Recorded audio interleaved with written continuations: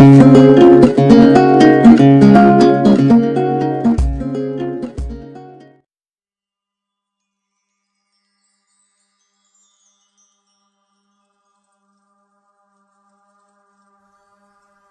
চকুত চকু চাই যদি কোনোবাই মিচিককৈ হাঁহি দিছে তেন্তে সেয়া প্ৰেম নহ'ব পাৰে। তোমাৰ হাতত হাত ধৰি যদি কোনোবাই ধৰণীৰ সেউজীয়াত একেলগে ভৰি দিছে সেয়া প্ৰেম নহ'ব পাৰে। জোনাক নিশাত তৰাভৰা আকাশ চাই যদি কোনোবাই সুখ দুখৰ কথা পাতিছে তেন্তে সেয়া প্ৰেম নহ'ব পাৰে। কোনোবাই তোমাৰ সুখ দুখৰ সমভাগী হ'লেই সেয়া প্ৰেম নহ'ব পাৰে। কিন্তু কোনোবাই যদি তুমি মুখেৰে একো নামাতিলেও বুজি পায় যে তুমি কি ক'ব বিচাৰিছা তেন্তে সেইটো প্ৰেম হয়। ফেচবুক প্ৰফাইলত তোমাৰ লগত যদি কোনোবাই ৰিলেশ্যনশ্বিপ ষ্টেটাছ দিছে তেন্তে সেয়া প্ৰেম নহ'ব পাৰে।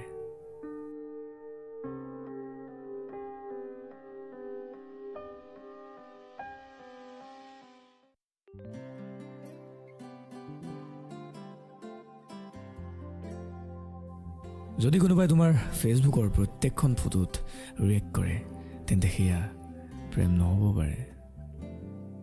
হোৱাটছএপৰ চাট লিষ্টত সদায় শীৰ্ষত থাকিলেই সেয়া প্ৰেম নহ'ব পাৰে।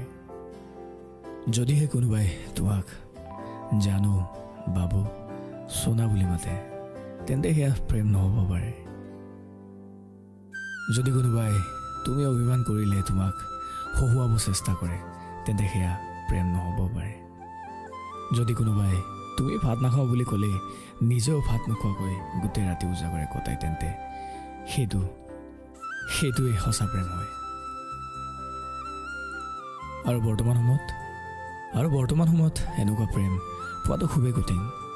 মইতো কওঁ যে যদি তোমাৰ কাষত এনেকুৱা কোনোবা আছে তেন্তে এতিয়াই যোৱা আৰু কোনো সংকোচ নোহোৱাকৈ নিজৰ প্ৰেমৰ প্ৰস্তাৱ দি দিয়া।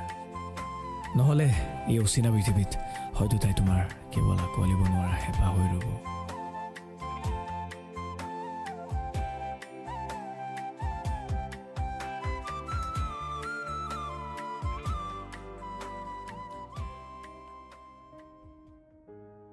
আজি আমি প্ৰথমবাৰ আমাৰ ইউটিউব চেনেলত এটা ব্যতিক্ৰম ভিডিঅ' আপলোড কৰিছোঁ।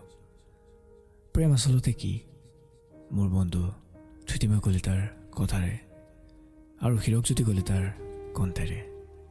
সেয়েহে আপোনালোকে যাতে আমাক মৰম আৰু আশীৰ্বাদেৰে প্ৰেৰণা জনাই আগলৈ এনেদৰে আগুৱাই লৈ যাবলৈ তাৰে আশাৰে